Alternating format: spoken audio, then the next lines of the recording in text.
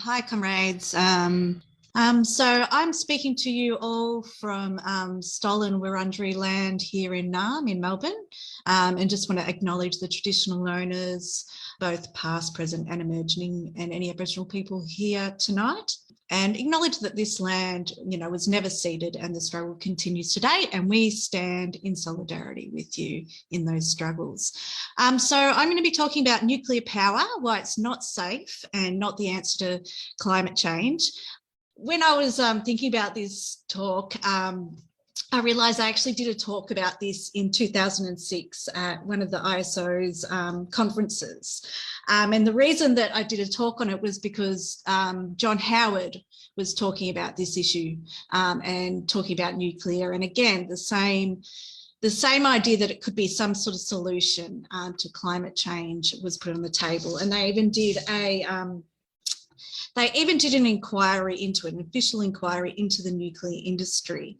And I think a lot of the reasons that Howard pursued it back then are still relevant today, and I'll get into that. So just a little bit of context on what's behind this. So, we've got the COP26 climate talks in Glasgow at the moment, where Morrison is spruiking the Australian way. He's refusing to set emission targets for 2030. He's refused to sign onto any sort of methane reduction pledges, and continuing to spruik technologies that are, mythical, and while continuing to expand the fossil fuel industry and our emissions. And at the same time, just in the last month, we've seen the AUKUS nuclear subs deal, which Australia has pursued with the US and the UK, so that we can actually get our hands on nuclear subs and basically, as part of our ramping up the China threat and aggression and posturing in our region. So that's sort of the setting in which, we see this nuclear industry raise its head yet again and pose itself as some sort of option, or clean, green, safe option in the climate catastrophe. So we are facing a code red for climate, it has been called. We need a massive transformation in energy production, and we need it immediately. We have to cut the emissions at least 50% below 2005 levels by 2030, probably at least by 75%. If we want to limit temperature rises to less than 1.5. And yet, as the Glasgow summit is underway, we are on track to overshoot to 2.7 degrees. So the nuclear proponents are arguing, that we must have all energy options available, that, it must be part of the solution, must be part of the energy mix. Now, it's interesting if you look at who is pushing the discussion now. It no longer is it sort of prominent environmentalists, which you definitely saw in the sort of the 2000s, where you saw George Monbiot, you saw James Lovelock, and locally you even saw Bob Carr, saying we've got to talk about nuclear. Now they're not talking about it. It's, it's only the very marginal who are actually putting this as a solution, or people that have vested interests, whether they be states or the industry itself. So now you have, people like ASPI, the Australian Strategic Policy Institute, which is a right-wing think tank that's been pushing it hard. You've got BHP, you've got the Mineral Council of Australia, you've got Matt Canavan, you've got Angus Taylor. All these people, a lot of them are actually champions of, coal, oil and gas. So I guess the idea there is, if nuclear energy was actually going to displace these industries, why would these people be actually championing or talking about it at all? Also, more globally, you've got the nuclear industry trying to push for legitimacy. They know that they're very much on the margins, and they're trying to push for some space within the energy mix as it's changing. So they've been pushing the European Parliament to be recognised as a green energy and to be able to access, you know, sustainability funding, etc. And they have been pushed out of the COP26 and blocked from attending, but, you know, they're still there in massive numbers with their PR, still trying to push it onto states as a solution. So now I'm going to get into, you know, the actual nitty gritty of this so-called nuclear solution. Is it clean, green and safe? So nuclear power, they run on uranium. So it's when the nucleus of a uranium molecule is split inside a reactor, heat is produced. This process is called nuclear fission, and the heat produced from this process is used to create steam from water, and the steam drives the turbines that power generators. And this is what creates electricity.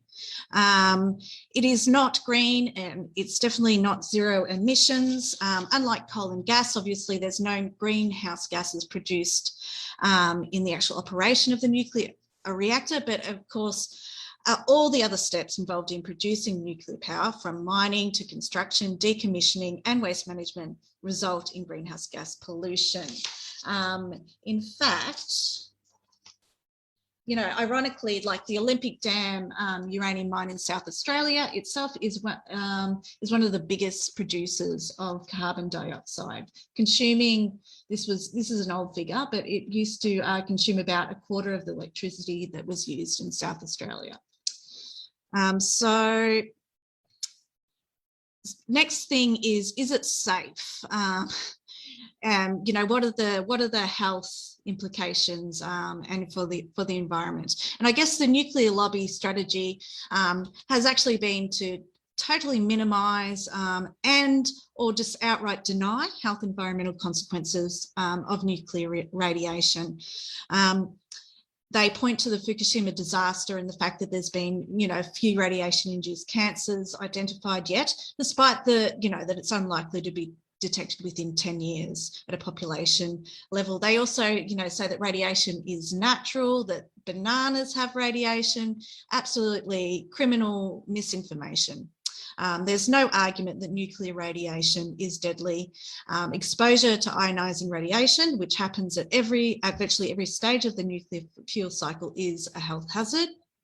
You know, the weight of scientific opinion says that there is no threshold below which ionizing radiation poses no risk to inducing fatal cancers. And this is called the linear no threshold theory. So radiation protection agencies around the world, including the Australian Radiation Protection Nuclear Safety Agency, all base regulations on the linear no threshold model, which assumes that there is no threshold below which radiation exposure is safe. So even at very low doses, you know, there's an increased risk of cancer and cardiovascular disease. Tens of thousands of people across Europe died from radiation-related cancers as a result of the Chernobyl disaster. Estimates as high as 93,000. The International Atomic Energy Agency estimates of total exposure gives an estimated 30,000 cancer deaths from that disaster. There is also well-established links between uranium mining and lung cancer. The National Research Councils, they did a big, I guess, a whole lot of research into this and did a report recently, the Bear 6, and found increasingly frequency of lung cancer uranium miners, which was directly proportional to the cumulative amount of radon the miners had been exposed to. And in terms of environmentally, you know, uranium mining is not safe. All mines have history of leaks, spills and accidents.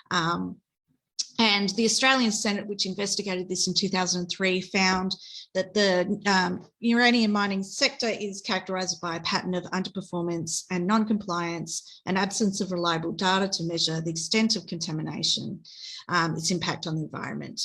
And so we're not even talking about once it gets to the nuclear power plant. one thing that's coming out recently and is very worrying for people across the world is that nuclear power plants are incredibly vulnerable to the threats which are being exacerbated by climate change. So, these include dwindling and warming water sources, sea level rise, storm damage, drought. The Fukushima disaster itself is an example of this, where there was a combination of an earthquake and a tsunami, and both those events together meant, the disaster occurred because there was a cut in power and there was an inability to actually cool those reactors. So as we see more extreme weather events, we're going to see possibly more of these incidents occurring. And a retired nuclear engineer, actually, David Lockburn, stated, you need to solve global warming for nuclear plants to actually survive. Now, if we get actually into the cost, one of the nuclear industry's favourite thing to say is to point to the rising energy, electricity prices around the world and sort of offer themselves as an alternative, and that they're, that they are a cheaper option. But actually, the nuclear energy industry is extremely, hugely expensive, much more expensive than the vast majority of other electricity technologies. It's inefficient, and it could not exist at all without government subsidies and massive state subsidies. Extremely expensive to build.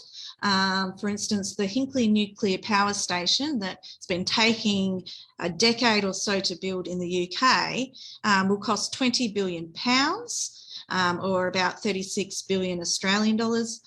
And it just cannot compete on a basis with wind and solar, which are the cheapest forms of new generation.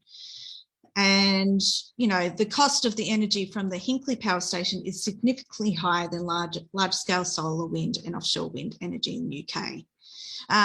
Renewables keep coming down in price, but it is nuclear. It's the only energy source that keeps getting more and more expensive over time. Even the World Nuclear Industry Status Report, which is an independent body, it says that states that new nuclear energy is simply not competitive under ordinary market economy rules anywhere. And in Australia, it would be even more expensive because we have to start from scratch. You'd need to lift moratoriums. There'd need to be legislation drafted. You'd need to regulate mining, enrichment, energy, transportation and storage. Taxpayers will pay to set up the industry. We would end up subsidising the reactors. The other huge cost of nuclear reactors is the safety requirements needed to avoid catastrophic situations like Chernobyl or Fukushima. So because meeting these requirements leads to, multi-year construction blowouts. Even so, the risks associated to nuclear power stations mean they are essentially uninsurable. If the operators did have to insure against the full risk of nuclear accidents, the premiums would make the cost of nuclear power prohibitively uncompetitive. And so the only way that it can happen is if government actually fills in the gap with taxpayer dollars and they become the insurer. So the Fukushima disaster, it's estimated the total cost was actually over US $500 billion, but the actual power station was only insured for US $1.5 billion. So the actual, the Japanese state itself had to fill in the rest. So I think that's probably enough. Although, one more thing, like the Citibank, they issued a report in 2009, and they don't tend to, they've got little reason to actually cheer for the industry or not. They said the risk faced by developers of new nuclear plants are so large and variable that individually they could each bring even the largest utility company to its knees financially. So if we get back to emissions, does it actually do the job? If we did, decide to go down that road. So we have to cut emissions fast, 50% below 2005 levels by 2030, and zero emissions by 2050.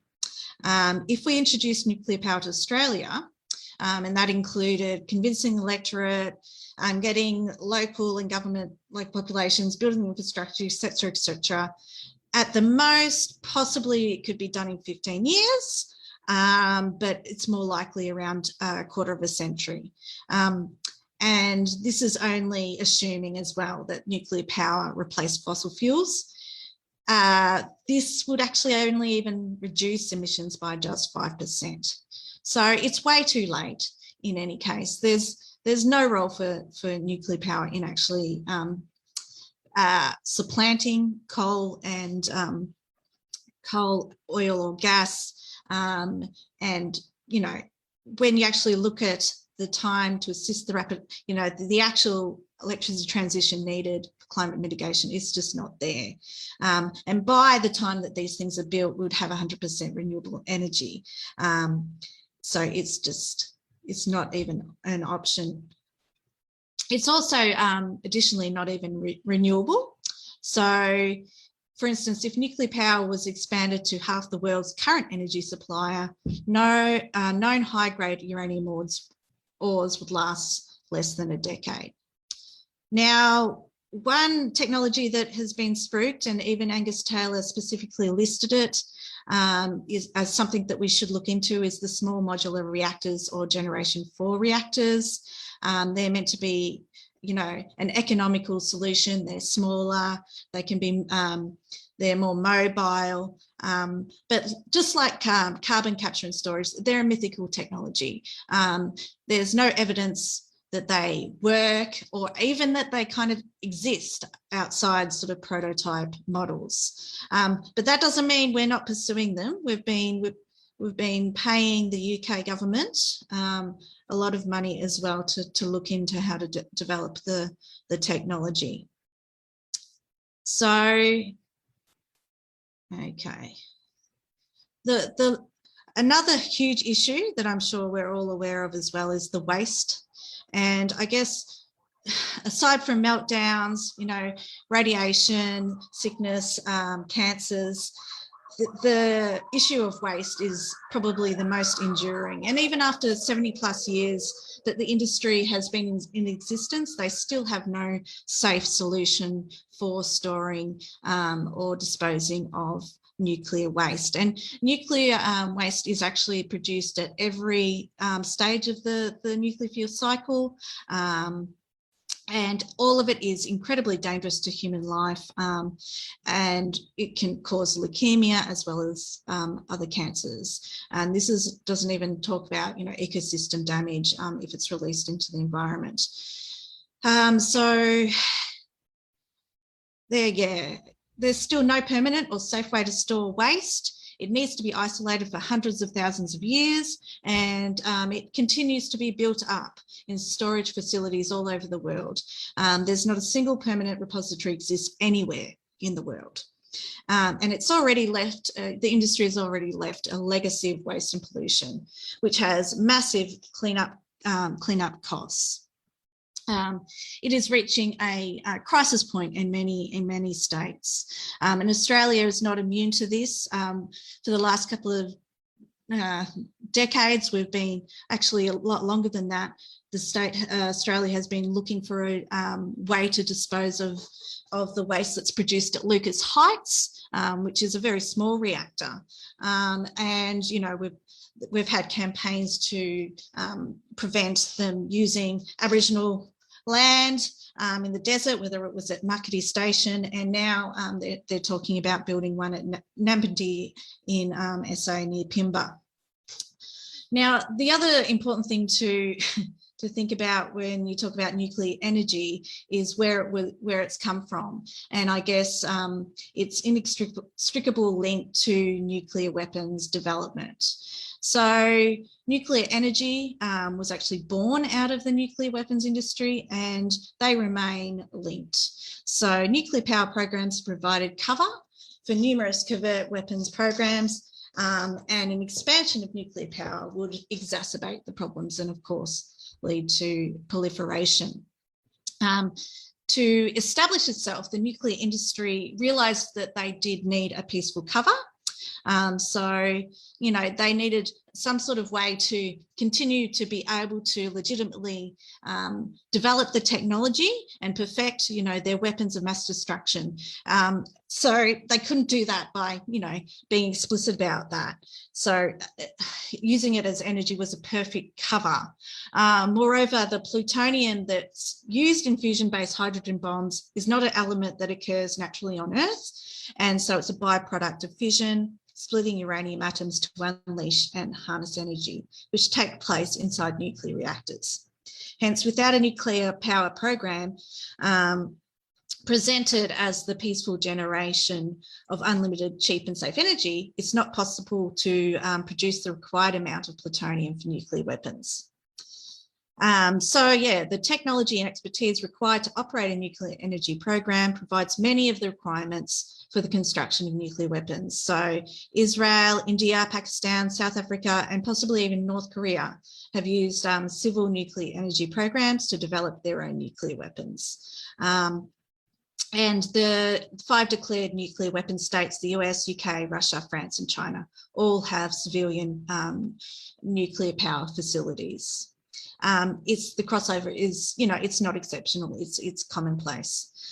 So if nuclear power expanded globally, it would mean providing, every country with nuclear power technology and our own ruling class with that technology.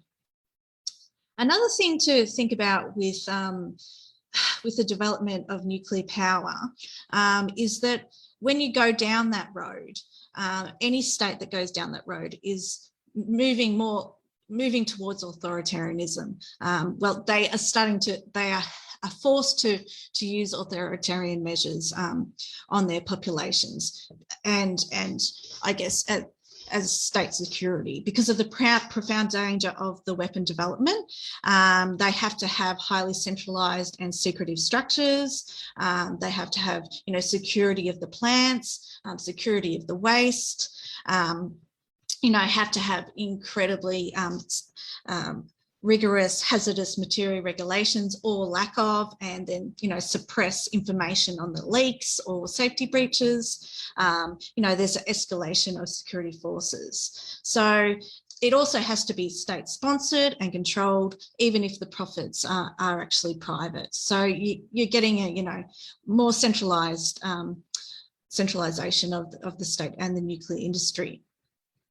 And I guess, at the other end of the things, nuclear weapons themselves, are the ultimate, I guess, symbol of a lack of democracy in the system. There's no checks and balances on who can push or democratic decision making on who can push the button on a nuclear weapon. It's very, So I guess what I'd like to talk about now is why it is that nuclear energy is being pushed at this stage. And I'm going to have to wrap up because I'm a little bit over. So I'll just quickly go over a couple of things. So there's, first of all, and I think the main point is that it's, nuclear is being pushed as a distraction, as a massive distraction from the real action that is needed to avert runaway climate change, and the massive transformation that we need of the economy, industry, and how society is run. It divides the climate movement, or at least it used to, hopefully not so much anymore.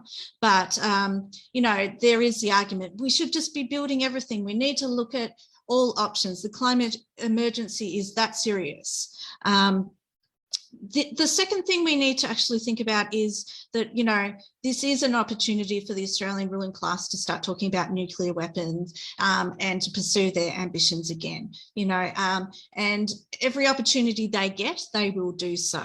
The logic of capitalism leads all capitalists, even our local ones, towards military competition. And this wouldn't be the first time.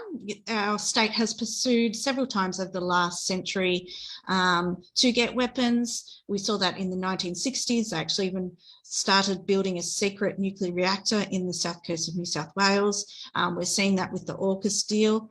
And, they will capitalise on the global geopolitical instability that we are seeing, not least of all because of climate catastrophe and climate, what's happening with the climate change, to assert our own imperial interests in the region. And the nuclear industry at any opportunity will actually also pursue that. And just third thing as well is uranium mining. We still sit on one of the biggest reserves in the world. We've got 40% of the reserves, and we've got about 13% of the global market. But the uranium mining industry, it's on the margins because nuclear is on the nose after Fukushima and the price has sunk. The uranium mining industry wants that back. It's not a coincidence the BHP Vice President of Sustainability and Climate, Dr. Fiona Wild, suddenly is concerned about climate change and is talking about that we have to look at nuclear again. We have a number of mines that are still operating, and we've still got 10 more that they want to open up. But I'll just finish up with that, and just to say that, nuclear is not safe. It's absolutely no solution. But importantly, they have never been able to establish an industry here. There's been decades of campaigning against uranium mining, against nuclear proliferation, for nuclear disarmament, and that's the reason that there's massive public opposition. So while, capitalists cannot offer solutions, and we can see that clearly with COP23, they can offer us, switching from one dangerous set of destructive industries to another. But it is us that, we have to create the solutions. Thank you.